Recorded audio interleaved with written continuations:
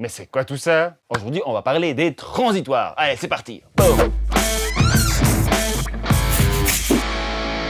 Bonjour et bienvenue à l'Académie du Gros Son. Moi, c'est André, on est dans mon home studio et aujourd'hui, on parle des transitoires, ou les transients en anglais. Les transitoires, c'est donc des tout petits bouts de son au tout début de chaque son que tu viens d'entendre dans l'intro de la vidéo. Je vais t'expliquer ce que c'est exactement et comment l'entendre et pourquoi savoir ça est important quand on fait du son, quand on fait de la musique à la maison. Avant d'entrer dans le vif du sujet de la vidéo d'aujourd'hui, un petit moment pub. Comme d'habitude, si tu es nouveau ou nouvelle sur la chaîne, reste avec moi 2 secondes. Si ça fait des lustres que tu apprends avec AGS, skip 20 secondes et on y va. Pour les personnes qui sont donc encore là, la chose la plus importante à faire quand vous êtes ici sur notre chaîne AGS, c'est de s'inscrire sur notre site web pour recevoir plein de chouettes cadeaux et de bonus pour vous aider à faire de la musique à la maison, à mixer à la maison, à faire du son dans un DAW à la maison. Pour ça, vous allez sur www.academiedugrosson.com/bonus et là-dessus, vous vous inscrivez avec votre adresse email, vous allez recevoir des chouettes cadeaux, comme par exemple un tableau de fréquences utiles ou mixage à utiliser avec votre EQ favori pour savoir un tout petit peu mieux sur quel instrument, quelle partie du son se trouve ou dans le spectre. Et puisque vous y êtes, abonnez-vous ici sur YouTube, comme ça c'est fait, ça nous motive à mort pour faire d'autres vidéos. Vous nous mettez un petit like, c'est toujours cool. On passe tout de suite à la partie juicy de la vidéo d'aujourd'hui. On parle transitoire. C'est quoi les transitoires? Tout d'abord, pour tout ce qu'on va écouter aujourd'hui comme exemple, je vous conseille vivement d'écouter ça au casque pour s'assurer de bien entendre les détails de ce que je vais vous faire écouter, vraiment comprendre les concepts derrière. Donc tout d'abord, c'est quoi une transitoire? Une transitoire ou une transient. Vous connaissez le principe par exemple des plugins appelés les Transient Designers, les Transient Designers, dont le plus célèbre étant le SPL Transient Designer qui ressemble à ceci. La transitoire est donc un petit bout de presque chaque son que vous allez mettre dans votre DAW. Il s'agit de tout petit, très court bout de signal tout au début de votre son, surtout sur des sons qui sont un tout petit peu plus percussifs avec une attaque plus franche. Et que de mieux que de se mettre un exemple sous la dent pour voir tout ça. Donc ici, devant moi, j'ai un exemple venant d'une session d'enregistrement que je viens de faire de batterie pour un groupe rock bruxellois qui s'appelle Fauve. Et c'est justement en parlant aujourd'hui avec Ulrich, le chanteur-guitariste du groupe, qui m'a dit tiens, les transitoires, c'est un truc que je suis pas trop sûr de comprendre ce que c'est. Ça nous a donné l'idée de faire cette vidéo, donc j'espère que ça vous aidera également. Donc ici, j'ai une batterie qui ressemble à ceci. Et j'ai une guitare qui ressemble à ceci. Un son, que ce soit un coup de grosse caisse, un coup de guitare, que ce soit une note de piano, n'importe, est composé de plusieurs éléments. On parle donc d'une transitoire. C'est la partie tout début, vraiment le coup donné, le poc. Ici visuellement, la partie rouge de mon signal, ce n'est que des transitoires. Donc vous voyez, j'ai un son complet ici, boum, poum, poum, tchac, et ici uniquement des toutes petites transitoires. Alors, je vous fais écouter tout de suite 2 mesures de son normal et puis 2 mesures de que des transitoires. Ça ressemble à ceci.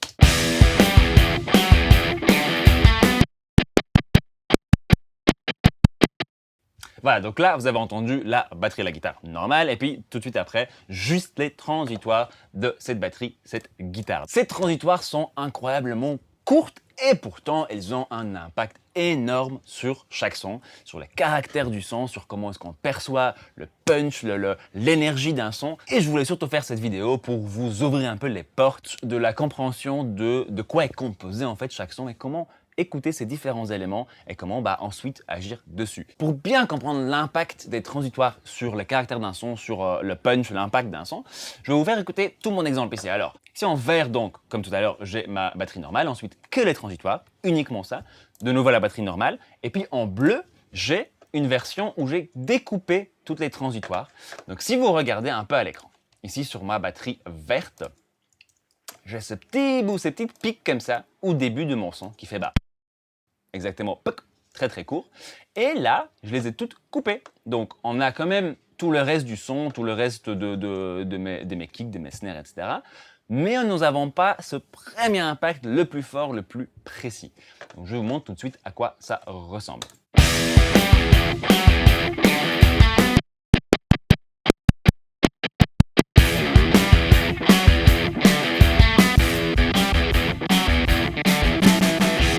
Voilà, je vous fais réécouter ça mais avec que de la batterie. Là, on va écouter juste la partie normale et puis la partie sans transitoire.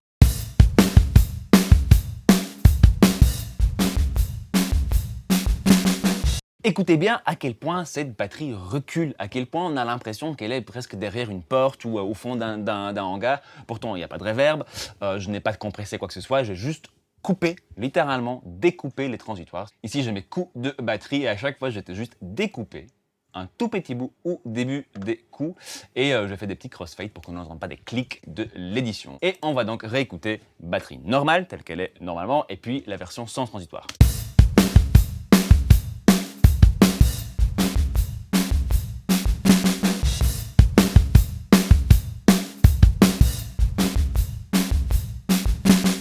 Voilà, on dirait presque que ça fait un peu de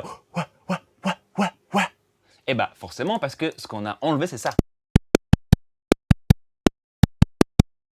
Tout le punch, toute la précision, tout l'impact a été enlevé. Avant de passer à la suite et vous dire pourquoi tout ça est important, pourquoi en fait je vous montre tout ça, je montrais tout à l'heure l'exemple à ma femme et elle m'a dit qu'elle n'entend pas très bien. Mais par contre, quand on a speedé un peu le truc, quand on a mis un tempo plus rapide, elle m'avait dit que c'était beaucoup plus simple à entendre pour elle. Donc je vous montre également une version un peu plus rapide, un peu plus speedée, ça ressemble à ceci.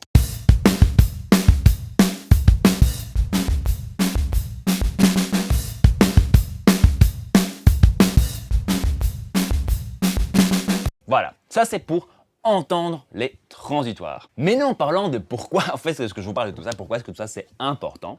Alors, une transitoire, de 1, ça définit le caractère perçu d'un instrument acoustique surtout. C'est la transitoire qui va faire la différence entre quelque chose qui a l'air très dur ou un peu plus doux, très impactant ou mou, très proche de nous, frontal ou alors justement un peu remis à l'arrière. Et de l'autre côté, une transitoire trop présente ou trop agressive, c'est souvent l'élément qui vient nous gratter un peu l'oreille, qui dérange, qui est désagréable et dont on veut se débarrasser. Ensuite, comme j'avais dit tout à l'heure, c'est l'élément qui définit la précision et le punch.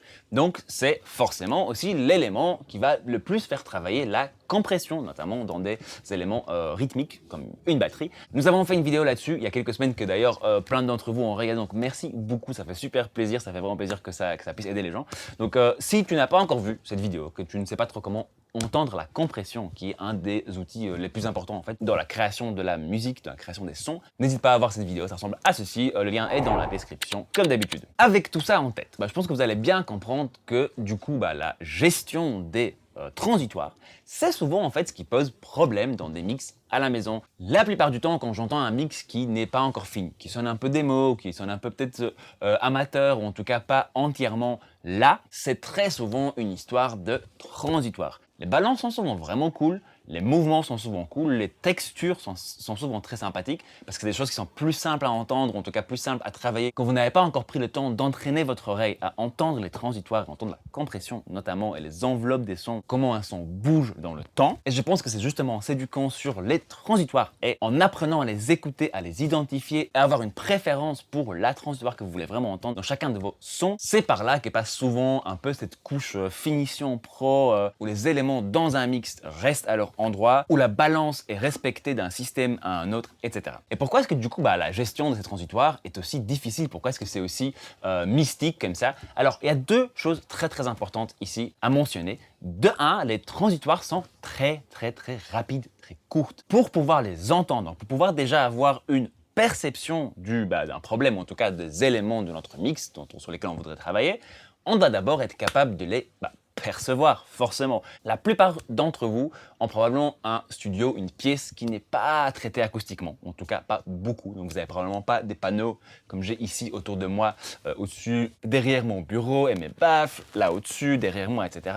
Tout ça m'aide énormément à contrôler le son ici et surtout à le contrôler, en tout cas un peu plus, dans le domaine temporel. La plupart d'entre vous vont avoir du mal à entendre les transitoires correctement parce que le temps que le son est créé dans vos enceintes et qu'il aille se balader partout dans la pièce, se réfléchir partout et puis revenir à vos oreilles, c'est transitoire. Au lieu d'arriver super précise comme ça à vos oreilles dans le temps, elles font un truc comme ça, elles s'allongent, toutes les différentes réflexions de ces transitoires se mélangent et créent quelque chose qui est en fait beaucoup moins précis et beaucoup moins droit que la transitoire qui est réellement présente dans votre ordinateur. C'est d'ailleurs pour ça que je t'ai demandé de mettre un casque au début de la vidéo parce que c'est juste beaucoup plus simple à entendre. Ceci dit, attention parce qu'un casque a un autre problème qui rend la détection et le travail sur les transitoires un tout petit peu plus difficile. Et là, il y a une question de mélange dans l'air du signal gauche et droite d'un côté et d'un autre. Là, on a le problème inverse. On n'a tellement pas de réflexion, on n'a tellement pas de son de la pièce que notre cerveau a un tout petit peu plus de mal à vraiment savoir c'est quoi le petit bout de son tout au début, même s'il l'entend très précisément en théorie, il a un peu plus de mal à juste l'isoler parce qu'il lui manque un peu de contexte psychoacoustique autour pour s'y dire « Ah, en fait, c'est ce petit bout-là qui fait vraiment partie de la transitoire, tout le reste ce sont des réflexions et du coup, je peux les ignorer. » Au casque, c'est toujours un tout petit peu plus difficile. D'ailleurs, c'est souvent pour ça que beaucoup d'ingénieurs ont un tout petit peu de mal à mixer ou à travailler au casque au début, parce que la représentation des transitoires n'est juste pas aussi entre guillemets naturel que sur des enceintes. En tout cas, le travail effectué sur casque ne se traduit pas toujours super bien sur des enceintes ensuite. Et deuxième problème, c'est ce que vous avez dit tout à l'heure, c'est surtout une question de entraînement. Tout comme l'IQ, tout comme la compression, tout comme presque n'importe quel élément du son, il faut passer des jours à travailler, à s'exercer, à expérimenter, à se créer des petits exercices d'écoute pour, au bout du compte, avoir une sorte de bibliothèque sonore, de mémoire auditive et de pouvoir du coup identifier vos transitoires. Avant de se quitter, je voulais vous montrer encore un autre exemple pratique pour reparler un peu de tout ce que je viens vous dire sur les transitoires, essayer d'un tout petit peu mieux comprendre pourquoi tout ça est important. Ici, j'ai donc une production que je viens de définir avec mon client Manuel Blay et j'ai cette production en 3 versions différentes. Mon export de fin de production. Nous avons ici le mix réalisé par Lionel Capouillet, qui est un super mixeur et un mec méga cool à bosser avec. Donc si vous ne savez pas de qui il s'agit, on a fait une super interview avec lui, ça ressemble à ceci. On va voir ça dans la description et on a fait également une vidéo où il vous donne 2 petits tricks de sa boîte à outils. Hop, ça ressemble à ça, n'hésitez pas à le voir. Et puis finalement, j'ai le même morceau mais en version masterisée. Ce que je voudrais vous faire écouter surtout, c'est ces 2 coups de kick et de crash ici.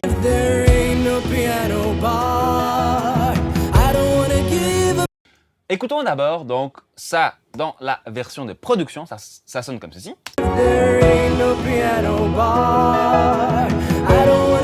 Version mix.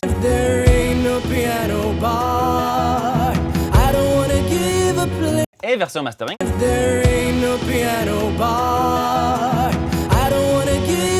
Voilà. Ici, j'ai évidemment réajuster les niveaux pour qu'ils aient l'air d'avoir le même niveau. La version de mastering et la version de production sont limitées avec un limiteur Brickwall. Si vous ne savez pas ce que ça veut dire, n'hésitez pas à aller voir la vidéo qui s'en va ceci dans la description et tout ça. Et la version mix n'est pas limitée. Elle est prête à envoyer au mastering, mais donc n'a pas de limiteur dessus. C'est donc pour ça qu'on a ces énormes transitoires beaucoup plus puissantes que dans les 2 autres versions. Réécoutons et écoutez bien l'impact, le punch, le boom de ce kick dans la version mix par rapport aux autres versions.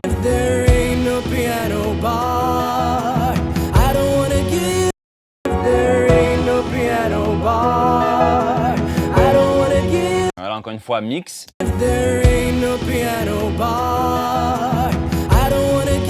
Et la version masterisée.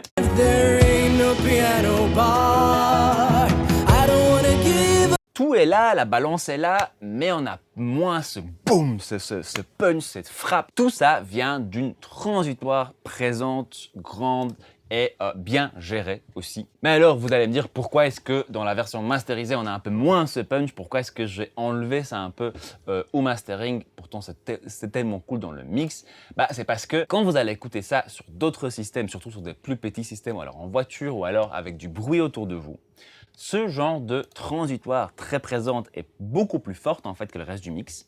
Un mix donc qui n'est pas très dense, ce qu'on appelle. Ces transitoires vont passer au-dessus de tout le reste et le reste du morceau va un peu disparaître dans le bruit. Donc on va vouloir mettre un peu plus fort, mais là les transitoires seront trop agressifs, trop forts en énergie et le reste du morceau paraîtra au bon niveau, mais donc on va vouloir descendre parce que ces transitoires vont être trop prenantes. Et c'est pour ça qu'on masterise la plupart du temps des morceaux pour avoir quelque chose d'un peu plus dense et où les transitoires sonnent d'une manière très similaire à notre mix, ces gros coups, cette punch, cette énergie, sans faire éclater les speakers et nous forcer à mettre moins fort. Voilà donc pour les transitoires aujourd'hui. Il y a plein d'autres trucs à dire, il y a plein de techniques dont on pourrait parler, etc. Mais tout ça sera là pour la prochaine fois. N'hésitez pas à me dire en commentaire ce que vous avez pensé de tout ça, si vous avez des questions, si vous avez des situations dans vos compos, dans vos styles de musique, dans vos mix où vous avez un peu du mal à gérer les transitoires et vous n'êtes pas sûr où aller. N'hésitez pas à mettre tout ça dans les commentaires, je lis tout, j'essaie de répondre à un maximum de choses. Merci encore d'avoir passé tout ce petit moment avec moi et surtout, vous savez ce qu'il vous reste à faire. Travaillez sur vos transitoires, mais surtout, faites de la musique.